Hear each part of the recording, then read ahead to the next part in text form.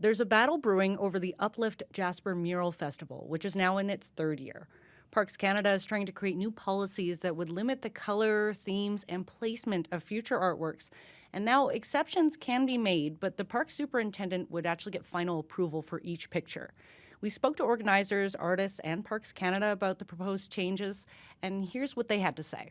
Their color palette is a lot of beige and gray and green. We have a mural here in town done by Indigenous artist Bibi Esqueyu, which means baby woman, and her English name is Kayla Belrose, and that mural features a bold pink background. Parks Canada has said a few times now that the community shouldn't worry because if the narrative was properly in place, then they would review the application, and for a mural such as Kayla's, they'd approve an exception to the color palette. We believe that that idea in its core is inappropriate and that Kayla shouldn't need an exception to paint the color that represents her and her culture and her grandmother.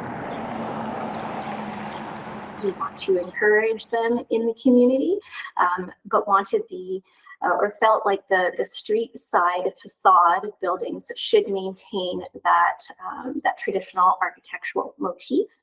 Parks Canada is not trying to censor art, but the authority does lay with the superintendent for all development within the park.